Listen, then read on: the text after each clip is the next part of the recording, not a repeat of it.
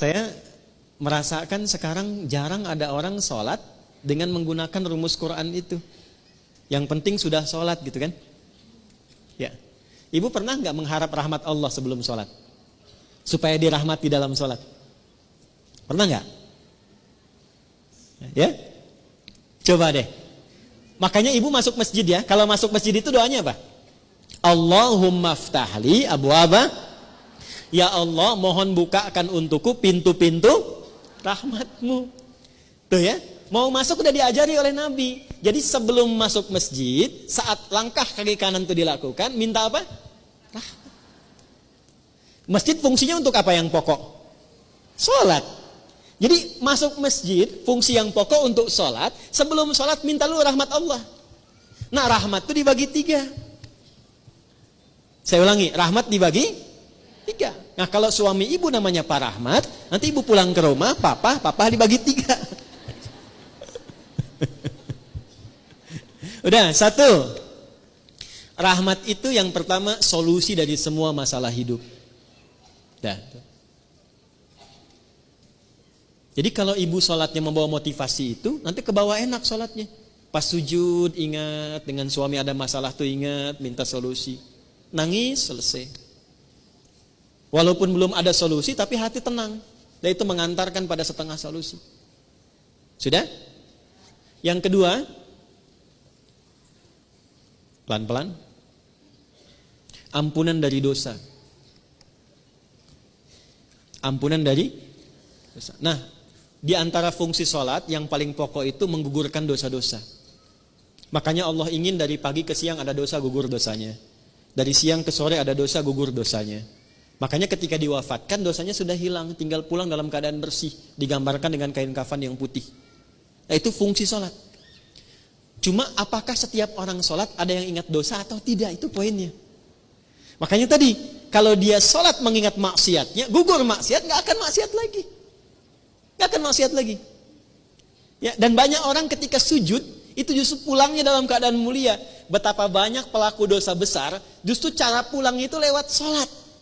Lewat sholat. Ada yang sujud, gak bangun lagi. Insya Allah. Pengen begitu? Nanti zuhur ya, kan sekarang masih ada waktu tuh. Ada yang begitu tuh. Ya. Dan itu luar biasa indah. Ya, saya kan pernah cerita di sini juga kan. Ada seorang kakek, ini bukan ustadz bu. Saya ketemu orangnya. Itu orang sederhana, mungkin viral di langit tapi mungkin tak dikenal di dunia. Sederhana orangnya, nggak disebut kaya, biasa saja. Pakai kaos, cuma jagain masjid, azan. Hari Kamis itu, ba'da asar sedang puasa. Puasa sunnah loh. Di masjid nunggu buka. Cuman tiduran, merem-melek tuh. Diwafatkan di tempat yang beliau mengabdi, di masjid. Dalam keadaan puasa, ba'da asar menjelang maghrib, wafatnya cuman tiduran, merem-melek, ngantuk, meninggal. Hati-hati tuh belakang tuh, merem-melek.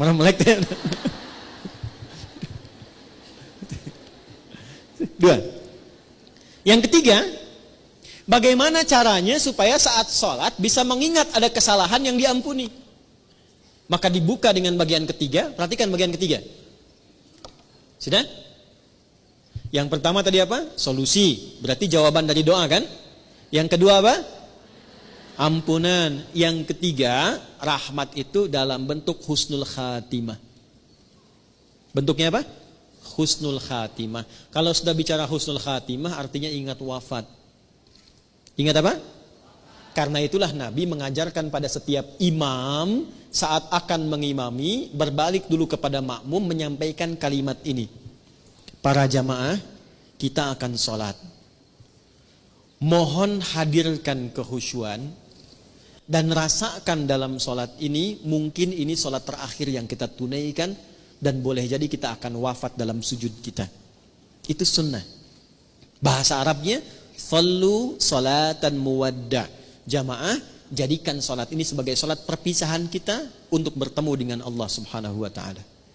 Pernah nggak merasakan begitu? Nah makanya imam tidak harus pakai bahasa Arab, karena ini bahasa yang boleh disampaikan dengan bahasa Indonesia. Rapatkan saf, luruskan. Paham tidak? Istau, paham? Tidak. Makanya dijawab sudah tahu gitu kan? Dah. Jadi begitu sujud, coba rasakan bagaimana kalau saat ini adalah saat sujud terakhir dan seketika akan kembali kepada Allah. Itu kalau rasa itu dihadirkan, kenikmatan akan tiba, air mata mengalir, seketika taubat kita akan lahir.